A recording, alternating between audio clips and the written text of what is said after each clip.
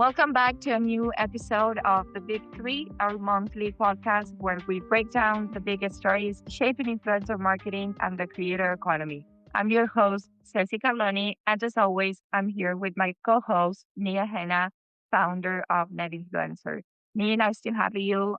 How's everything going? Pretty good, yeah. Just getting back. Was at the Possible conference in Miami earlier this week. A lot of creator companies and a lot of agencies, but the creator economy definitely dominated the topics of conversations. And so, yeah, I mean, onward we go. Awesome. Glad to hear that. Well, I'm ready to dive in. We have a set of really good stories this month. So, story number one is about a roundtable that we published a couple of weeks ago about a creator tier sequencing. We reached out to 21 professionals and executives from the industry and asked them one question. Does the make it cool first, scale second model actually work? Meaning, do you start with a big high profile creator to build credibility and then scale through micro creators? We received a different mix of responses. Most people agree with the logic in theory, but a lot of them also push back on the idea that you need a celebrity to actually anchor it. Several said the anchor just needs to be the most trusted voice in that niche, whatever the size it is. And one thing that also came up a lot was that if you treat macro and micro as two completely separate budgets, the whole system breaks down before it even starts. So, what's your read on this? And most importantly, do you think most brands actually understand that micro and macro should be treated as different elements of the same system? Yeah, I mean, I think that for certain big splashy campaigns, it probably does make sense to work with a large influencer before kind of having smaller influencers participate. But at the same time, I don't think you have to have an influencer, right? And so if there's a cultural event like the Grammys or F1 coming to Miami Mhm. or the US Open or the Kentucky Derby. I think all of those events, those are great examples of events where there's already a cultural touchstone that you can then figure out how to triangulate your smaller creators to go there, right? So if I'm Okay. launching, if I'm launching perhaps, a new sports drink and then I have 50 micro influencers and I have them all go to the NBA playoffs and they're posting about it, that's going to be just as good as getting a big creator to talk about the topic. And so I think the concept of working with a big cultural universal touchstone and then connecting it with small creators works. But I don't think you necessarily have to have a macro creator to make that happen. Okay. So you're arguing that you don't always need a macro creator for your creative program to work. Oh, no, not at all. Not at all. I mean, I think if you're looking to make a big splash, it's real a universal splash, right? Because there's always going to be micro creators that specialize towards niches. But if you're looking to Yeah. have a universal appeal, the question is what is the topic, what is the subject, what is the creator, that everybody kind of understands. And then how do you then work with smaller creators to be able to connect to that subject, right? And so it doesn't Mhm. have to be a creator. It can be a holiday. It could be a sporting event. It could be a fashion event. It could be a cultural event, or it could be a big creator. I think all of these are Okay. ways to build and structure a campaign that has universal appeal. Absolutely. Okay, let's go to story number two. This one is about Target. Target is dropping its commission-based creator program and replacing it with a new system built around challenges and rewards, more like a gamified program. Instead of the creators earning cash commissions, they get gift cards and Target products, basically. And Target is not the only one doing this. Apparently, it's part of a broader shift that we're seeing among retailers, moving away from traditional affiliate structures and replacing them with more, again, gamified programs, mostly as a way to scale creator marketing at a lower cost. What do you think about this need? Do you see this as part of a bigger shift in how brands are compensating creators? I mean, yeah, I think there's going to be some larger brands that can do it, right? And if I'm Target or if I'm a big brand that already has some cachet that's somewhat universal in the United States, I understand why.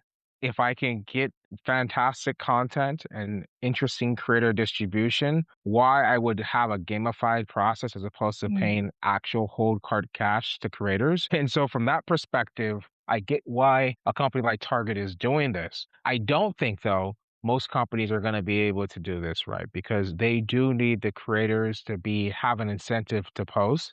Target, again, to Exactly. my last point, is an interesting version of or is interesting company because they're somewhat universal, they're ubiquitous, they spend a lot of money on advertising and commercials. And so there's already something there. And so from their perspective, they feel like there's enough creators that wouldn't be associated with the Target brand that they don't have to invest dollars to get people to Mhm. participate.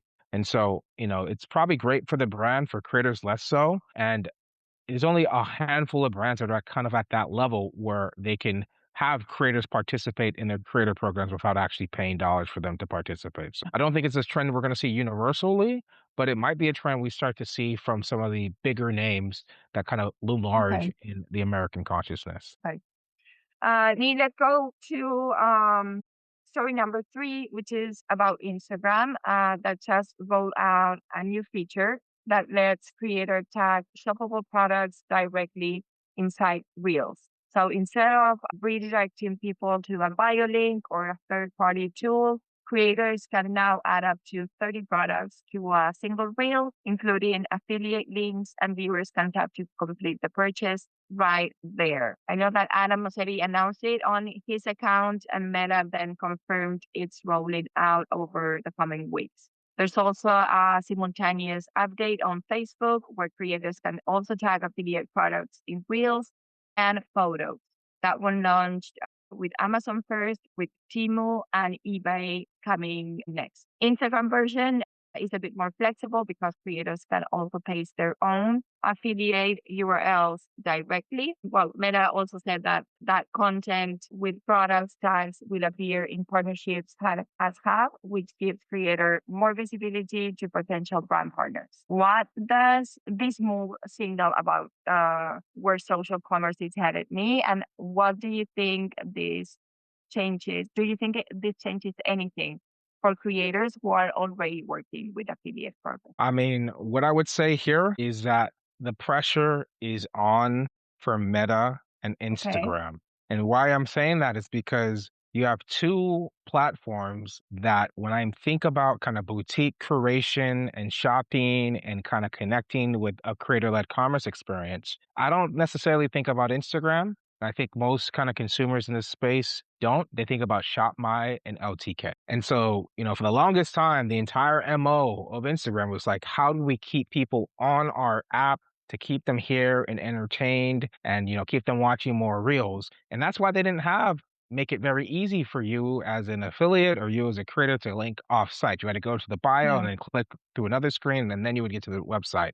And in that absence, both ShopMy and LTK have kind of built these giant creator networks where people are, transacting and brands are going directly there and investing in creators and campaigns on those platforms. And so I think this is a response to the success that ShopMy and LTK have had.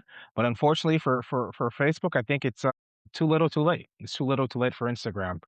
These are going to be great features for those that aren't Yeah. on those platforms, but I honestly think it's too late to kind of grab the zeitgeist when it comes to kind of creator driven shopping. Me, a quick follow up there. You said the pressure is on. Who is the pressure on actually? I mean, the pressure is on Instagram, right? They always have to look Okay. for more ways to grow their audience and provide commercial opportunities for brands to connect with creators. And I think that, if you ask me, I think Facebook and Meta spent too long thinking about kind of the metaverse. They spent 3 years while the creator economy was kind of growing on some of their own. Mhm. And it's only in Yeah. recent years that they've decided, oh, you know what? The metaverse is no longer a focus. We're going to work better with creators. And so in that gap, you have other marketplaces.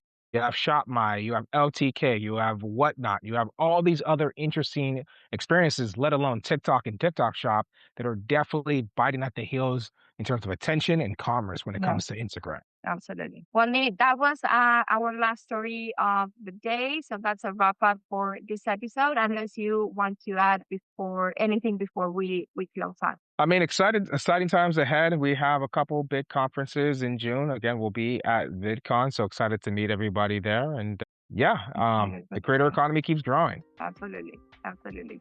Well, that's all for today's episode. Thank you so much for tuning in. We'll be back next month with three more stories worth unpacking. Thank you, Nee. Have a good one, everyone. Thanks, everyone.